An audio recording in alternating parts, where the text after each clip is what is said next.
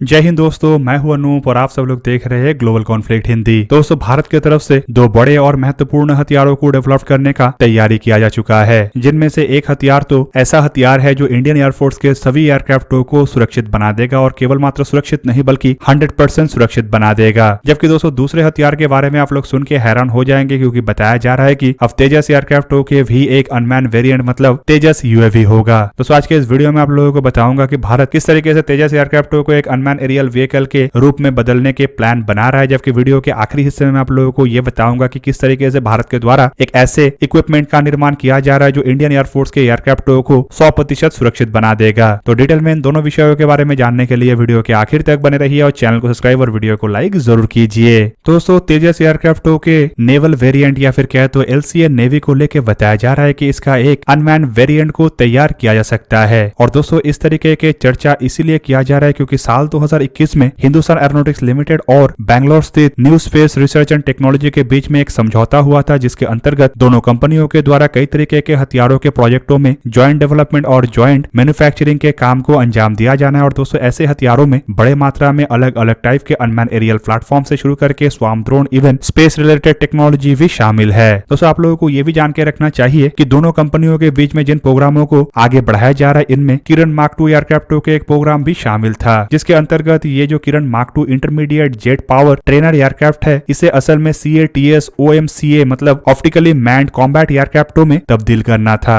Indian Air Force के pilot पायलट और हिंदुस्तान एरोनॉटिक्स लिमिटेड के experimental test pilot captain Harshvardhan Thakur की तरफ से हाल ही में जानकारी दिया गया है कि हिंदुस्तान एरोनॉटिक्स लिमिटेड फिलहाल एक ऐसे प्लान को लेकर भी सोच विचार कर रहा है जिसके अंतर्गत नेवल LCA मतलब तेजस एयरक्राफ्टों के नेवल वेरिएंटों को भी किरण मार्क 2 एयरक्राफ्टों के जैसे OMCA मतलब ऑप्टिकली मैन्ड कॉम्बैट एयरक्राफ्टों में तब्दील किया जा सकता है। अब दोस्तों यहाँ पे ऑप्टिकली मैन्ड कॉम्बैट एयरक्राफ्टों के नाम सुन के आप लोग कंफ्यूज मत होइएगा, क्योंकि इसका सिंपल मतलब है मैन्ड एयरक्राफ्टों को अनमैन्ड प्लेटफॉर्मों में बदलना। दोस्तों रिपोर्ट में यही बताया जा रहा है कि new space research and technology फिलहाल हिंदुस्तान एरोनॉटिक्स लिमिटेड के साथ किरण मार्क 2 एयरक्राफ्टों के प्रोजेक्ट को लेकर कोलैबोरेशन कर रहा है, जिसके अंतर्गत ये अनमैन्ड कॉम्बैट व्हीकलों में तब्दील हो सकेगा। आप सबको ये भी जान के रखना चाहिए कि किरण मार्क 2 एयरक्राफ्टों के प्रोजेक्ट से तेजस एयरक्राफ्टों को अनमैन्ड एयरक्राफ्टों में कन्वर्ट करना आसान होगा, क्योंकि इस तरीके के जो एयरक्राफ्ट है इसमें already hand free take off mode और कई तरीके के ऑटोनोमस सिस्टमों को ऑलरेडी इस्तेमाल किया जा रहा है। और दोस्तों अगर इसमें और अतिरिक्त ऑटोनोमस सिस्टमों को इस्तेमाल किया जाता है तो इन एयरक्राफ्टों को आसानी से एक ऑप्टिकली मैन्ड कॉम्बैट एयरक्राफ्टों में तब्दील किया जा सकेगा। अब दोस्तों सवाल यहाँ पे ये है कि ऑलरेडी तो इंडियन एयरफोर्स और इंडियन नेवी और इंडियन आर्मी के लिए कई तरीके के ड्रोनों के प्रोजेक्ट को आगे बढ़ाया जा रहा है, जिनमें कॉम्बैट ड्रोन से शुरू करके हाई ऑल्टीट्यूड लॉन्ग एंड्योरेंस और मीडियम ऑल्टीट्यूड लॉन्ग एंड्योरेंस श्रेणी के ड्रोन तो है ही, साथ में जेट पावर से लैस लॉयल विंगमैन जैसे कॉन्सेप्ट भी शामिल है। और हाल ही में जानकारी दिया गया था कि twin engine deck based fighter एयरक्राफ्टों के लिए भी शायद CATS वॉरियर को एक लॉयल विंगमैन के अंतर्गत कन्वर्ट किया जाए। तो फिर तेजस एयरक्राफ्टों को एक अनमैन एयरक्राफ्टों में कन्वर्ट करने का क्या आवश्यकता है? दोस्तों बेसिकली इस तरीके के आवश्यकताओं को टर्की के क्रिजल्मा जैसे अनमैन फाइटर एयरक्राफ्टों को देखते हुए ही आगे बढ़ाया जा रहा है। आप सबके जानकारी के लिए बता दूं कि टर्की की तरफ से क्रिजल्मा नामक एक ऐसे अनमैन एरियल व्हीकल को निर्माण किया जा रहा है जो जेट इंजन से लैस है और एक तरीके से अनमैन एरियल व्हीकल नहीं बल्कि अनमैन फाइटर एयरक्राफ्ट होगा। और इसका इस्तेमाल टर्की अपने तथाकथित एयरक्राफ्ट कैरियर या फिर कहे तो हेलीकॉप्टर कैरियर एनाडोलू के ऊपर कर सकेगा। और LCA तेजस एयरक्राफ्टों के प्रोजेक्ट के अंतर्गत जो LCA नेवी है उसे बेसिकली एक कैरियर बेस्ड फाइटर एयरक्राफ्ट के रूप में ही बनाया गया था। और दोस्तों अगर इसे एक अनमैन कॉम्बैट फाइटर एयरक्राफ्टों में तब्दील किया जाता है या अनमैन कॉम्बैट एरियल व्हीकल में तब्दील किया जाता है तो ये क्रिजल्मा जैसे ही कामों को इंडियन नेवी के लिए अंजाम दे सकेगा। हालांकि क्रिजल्मा जैसे ड्रोनों के लिए एक कॉम्बैट ड्रोन बनना काफी मुश्किल है और एयरक्राफ्ट कैरियरों के ऊपर से ऑपरेट करने के लिए इसे काफी लंबे ट्रायल और कई तरीके के तब्दीलियों से गुजरना पड़ेगा। तो वहीं पे तेजस एयरक्राफ्टों के जो नेवल वर्जन है इसके लिए ये और आसान इसलिए होगा क्योंकि ये प्लेटफॉर्म ऑलरेडी एयरक्राफ्ट कैरियरों के ऊपर से ऑपरेट करने के लिए बनाया गया है, जबकि दूसरी तरफ इसमें हथियारों का भी इस्तेमाल होता है। केवल मात्र इसे ऑटोनोमस तरीके से टेक ऑफ और लैंड करने के लिए मॉडिफाई करना है और इसे एक अनमैन प्लेटफॉर्म में ऑटोनोमस तरीके से तब्दील करना है। मतलब पायलट के जगह में ऑटोनोमस सिस्टमों को यहाँ पे केवल मात्र इंस्टॉल करना है। तो मेरा मानना यह है कि अगर हिंदुस्तान एरोनॉटिक्स लिमिटेड और new space research and technology की तरफ से ऐसे किसी प्रोजेक्ट को आगे बढ़ाया जा रहा है तो ये भारत के लिए आने वाले समय में काफी महत्वपूर्ण होगा और कई तरीके से भारत के क्षमताओं में वृद्धि लाएगा। तो सब चलिए जानते हैं इंडियन एयरफोर्स के बेड़े में शामिल किए जाने वाले उस इक्विपमेंट के बारे में जो इंडियन एयरफोर्स के एयरक्राफ्टों को 100% सुरक्षित बना देगा। दोस्तों मैं यहाँ पे इंडियन एयरफोर्स के जो AWACS मार्क 2 एयरक्राफ्टों के प्रोजेक्ट है उसके अंतर्गत संभावित डेवलप किए जाने वाले DIRCM के बारे में कह रहा हूँ। DIRCM मतलब directed infrared counter measure system. Report के मुताबिक एवेक्स मार्क II प्रोजेक्ट के अंतर्गत एयरबस A321 प्लेटफॉर्मों को जो बदला जा रहा है उसमें शायद डायरेक्टेड इंफ्रारेड काउंटर मेजर सिस्टमों को लगाया जाए। और दोस्तों ये एक ऐसा सिस्टम है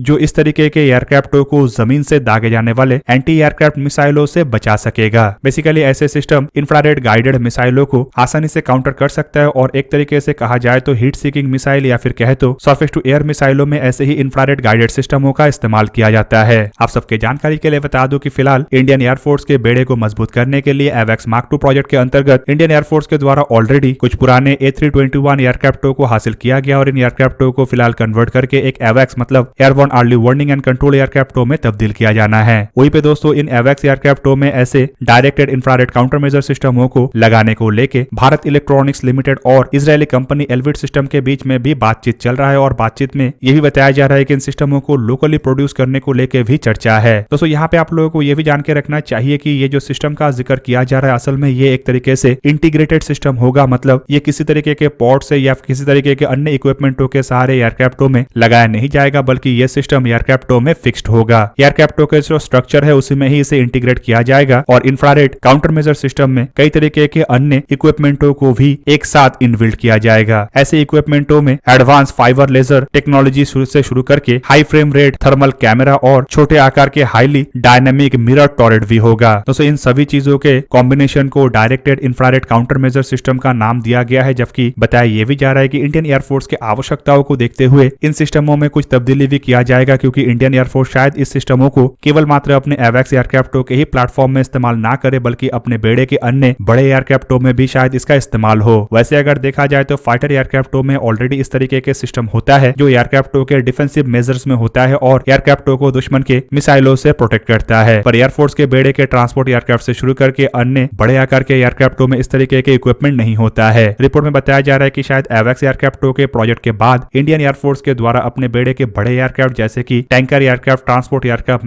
VIP एयरक्राफ्ट और स्पेशल मिशन प्लेटफॉर्मों में इन सिस्टमों को जोड़ा जाए ताकि इन एयरक्राफ्टों को हवा में 100% सुरक्षित रखा जा सके। दोस्तों इन सिस्टमों को अगर इन एयरक्राफ्टों में जोड़ा जाएगा तो अब इन एयरक्राफ्टों के पास डिफेंसिव मेजर के रूप में डेकॉय और चैफ के अलावा ऐसे इंफ्रारेड काउंटर मेजर सिस्टम भी होगा। हालांकि दोस्तों इस तरीके के जो इंफ्रारेड काउंटर मेजर सिस्टम है किस तरीके से काम करेगा, कितना क्षमताशाली होगा और दुश्मन के कैसे मिसाइलों को काउंटर करने में सक्षम होगा, इसके बारे में फिलहाल ऐसा कोई जानकारी नहीं दिया गया है। जबकि दूसरी तरफ अगर देखा जाए तो सरफेस टू एयर मिसाइल और एयर टू एयर मिसाइल में इंफ्रारेड गाइडेड सिस्टम ही एकमात्र गाइडेड सिस्टम नहीं होता है, बल्कि आज के जमाने में तो लॉन्ग रेंज के जो मिसाइल है उसमें active electronically scan array radar का भी इस्तेमाल किया जा रहा है। इवन इसके अलावा कई तरीके के और भी सीकर्स का इस्तेमाल किया जाता है। वैसे अगर देखा जाए तो इस तरीके के रडार और अन्य सीकरों को काउंटर करने के लिए एयरक्राफ्टों में अलग अलग टाइप के काउंटर मेजर सिस्टम होता है, जैसे कि jammer, electronic warfare system, electronic counter measure system और इलेक्ट्रॉनिक सपोर्ट मेजर सिस्टम। पर IR सीकर पर IR काउंटर मेजर इन सभी सिस्टमों में से सबसे अधिक महत्वपूर्ण सिस्टम है, क्योंकि देखा जाए तो दुनिया में जितने भी एंटी एयरक्राफ्ट मिसाइल होता है या फिर कहे तो एयर टू एयर और सरफेस टू एयर मिसाइल होता है उनमें ज्यादातर मिसाइल में IR सीकर का ही इस्तेमाल होता है। तो दोस्तों ये था आज का वीडियो। अगर आपको वीडियो अच्छा लगा तो लाइक कीजिए और मेरे चैनल को सब्सक्राइब कीजिए और साथ में बना हुआ बेल आइकन को भी प्रेस कर दीजिए ताकि आप मेरा वीडियो देख पाए सबसे पहले। जय हिंद।